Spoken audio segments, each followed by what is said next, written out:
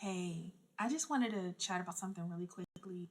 I was in a conversation with one person recently, and we were talking about making sure you're checking on people, accountability to each other, and a few other things. And one of the points that they made was, the book tells us the Lord will never put more on you than you can bear. And I had to explain that that's not true. Um, I spent a good amount of time believing that, a very, very long time, in fact, um, until pretty recently, I really had that mindset that if God was going to put it in my life, I was going to be able to handle it, and He was growing character, and He was making me stronger, and He was doing all these things that were going to better me as a person. And I learned through this last situation that I went through that that's not always how that works, and that God will put more on you than you're uh, able, like physically, mentally, spiritually able to bear. He will put you in situations or allow you to be in situations that are just overwhelming. And He does this so that you learn to rely on Him, that you can learn to let Him handle some things and trust Him and walk with Him. And it seems super counterproductive. I thought it was a really dumb idea, especially when I was going through it. But the reality is that God is a parent. He is our father. And if you have ever watched a father with his children, if they are learning something new, if they are trying something and they are stepping out there to take steps, he's going to let that baby take a couple steps and fall before he comes. And we have to understand that the character that's being built is the character that relies on God. The person that He's turning you into is somebody who is trusting of Him. And sometimes pressures will come. Life will get to lifing, and it will be insane, and it will be hard to manage because it's not for you to manage. Everything that comes to you is not for you to bear on your own. It is for you to cast your cares on the Lord and let Him cover it for you. And I think we really need to know that. I think as a whole, we are a super independent group of people. And I'm saying we because I am part of it. There are times where I am still like, God, I got this. It's a sickness in my family. That's cool. God, I know how to pray. I got this.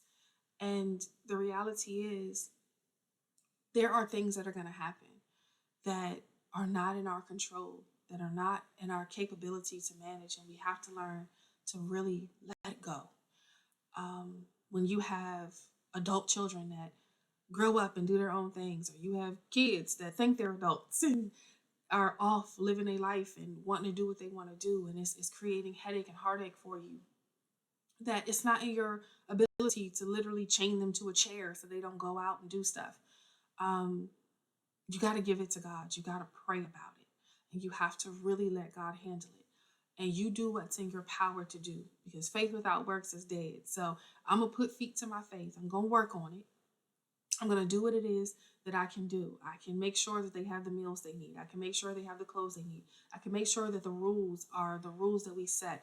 And I'm going to continue to pray. When they don't come home, I'm going to sit in a room and touch their stuff and pray. God, I want you to saturate this space so that whatever it is that they're going through, whatever it is that they're walking out in this particular time, is covered.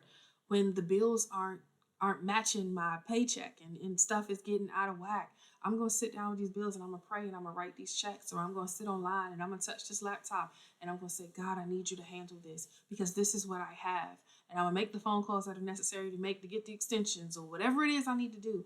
But God, I'm giving it to you. I'm gonna do my part. I'm gonna be a good steward over what I have. Now, I'm not gonna go and buy me a new Louis bag and my bills are due, but I'm gonna pay what I can pay, and I'm gonna trust that you're gonna meet me and you're gonna carry me through this, and I'm gonna walk it out. When there are situations in life that job just will not come through, and then people are on your nerves, I'm gonna turn it over to you, God. I'm gonna sit in my car and I'm gonna pray.